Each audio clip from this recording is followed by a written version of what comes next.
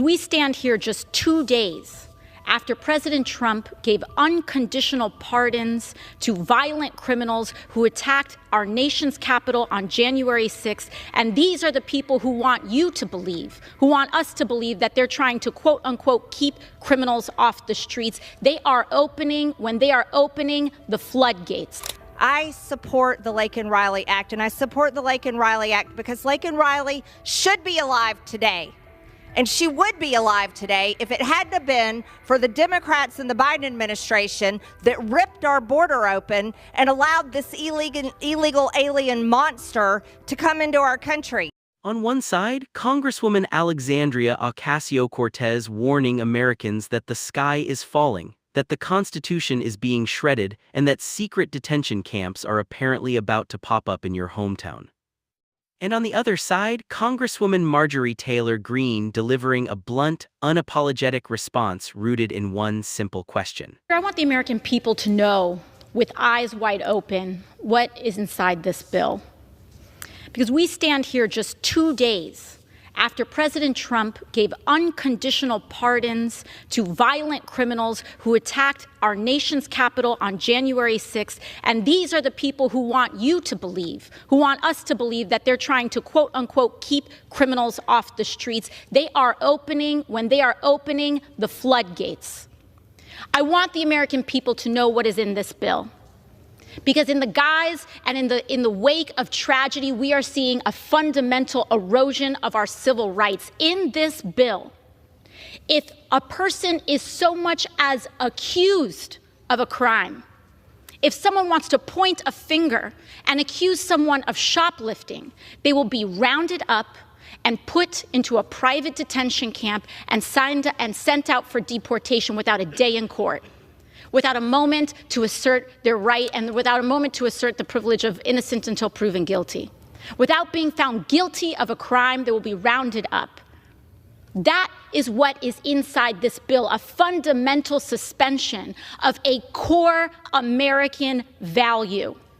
And that is why I rise to oppose it. If you're a dreamer, all someone has to do is point a finger and you will be rounded up. And we have seen moments like these happen before. In the Patriot Act, in the wake of the travesty of 9/11, a fundamental suspension of American civil liberties. That is what we are seeing here today.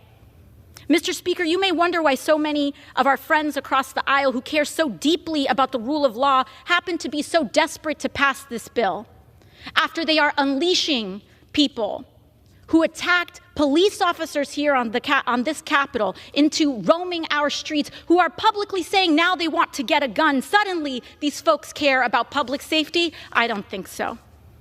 Look no further than the price tag of this bill, $83 billion. They know that it can't be paid for. They know that the capacity is not there. And you know what will be there? Private prison companies are going to get flooded with money, who give this money, no doubt. I want folks at home to look. Look at what members of Congress are invested in private prison companies who receive this kind of money, and look at the votes on this bill.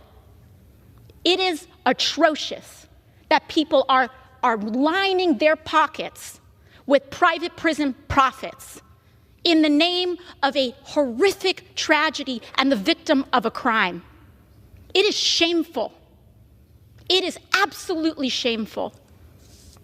And Mr. Speaker, I'll conclude with this. In a few months, there are members of Congress who voted for this bill who are going to pretend they didn't know about all the bad things that are going to happen because of it. So when a private prison camp opens in your town, when a dreamer... Time has expired. I yield the gentlelady an additional 30 seconds. So when a private prison camp opens in your town, and they say, we didn't know this was going to happen, know that they did, and they voted for it. When a dreamer is disappeared from your classroom, when the President of the United States destroys what is left of the Constitution, as he's announced in this attack on birthright citizenship, they will all say, we didn't know this was coming. And I want the American people to know that they did. This vote represents it. And with that, I yield back. Thank you very much. Enter Marjorie Taylor Greene, no filter, no apology. Marjorie Taylor Greene didn't sugarcoat anything. Her message was simple, raw, and emotionally direct. Laken Riley should be alive today.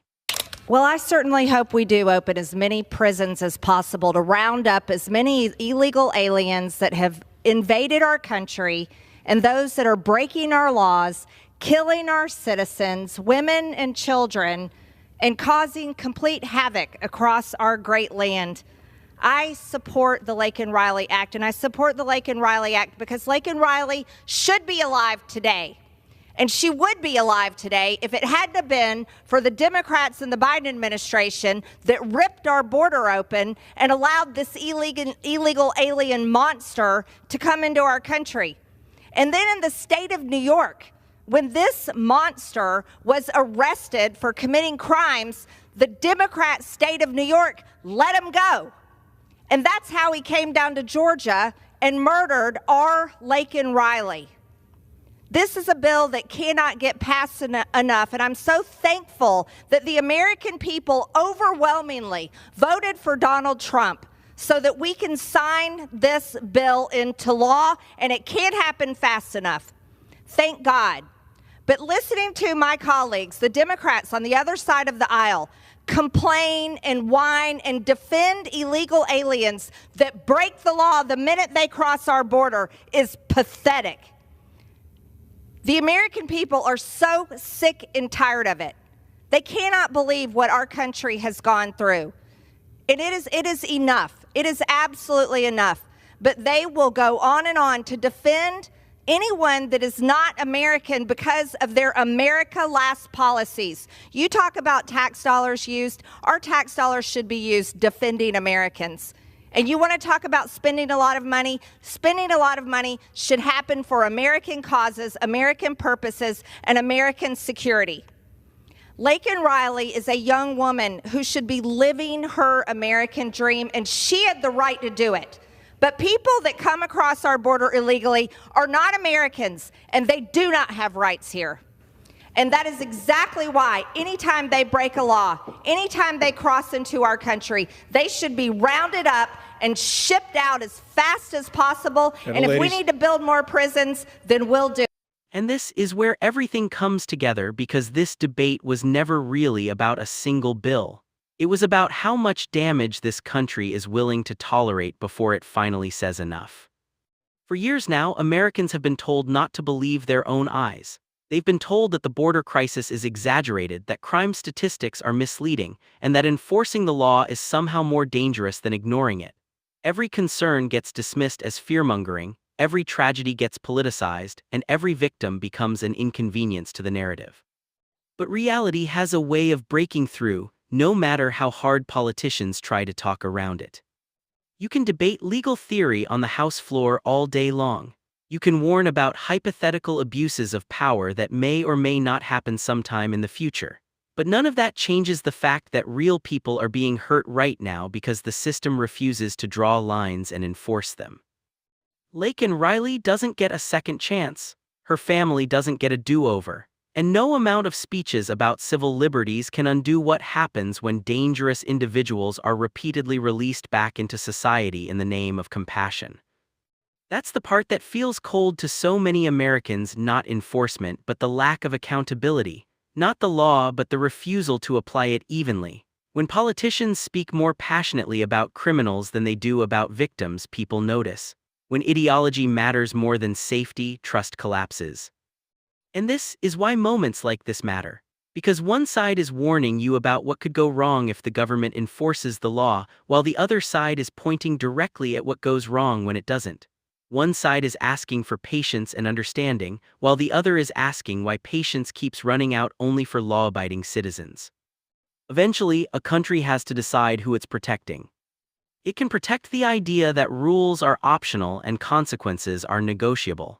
Or it can protect the people who wake up every day expecting their government to do the most basic thing it exists to do: keep them safe. What made this exchange so striking wasn't the tone or the theatrics. It was how clearly it exposed the divide.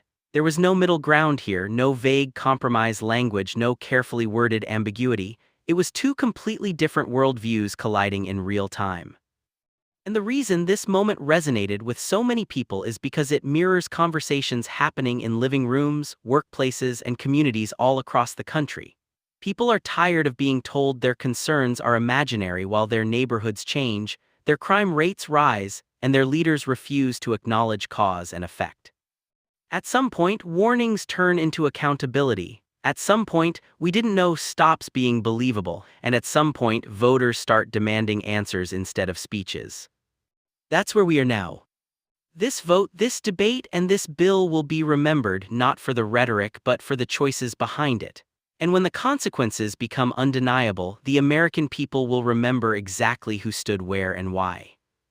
If you believe this conversation matters, if you believe accountability still matters, and if you believe this country deserves leaders who put citizens first, make sure you hit the like button, subscribe to the channel, and share this video so more people can hear what's actually being said beneath the noise.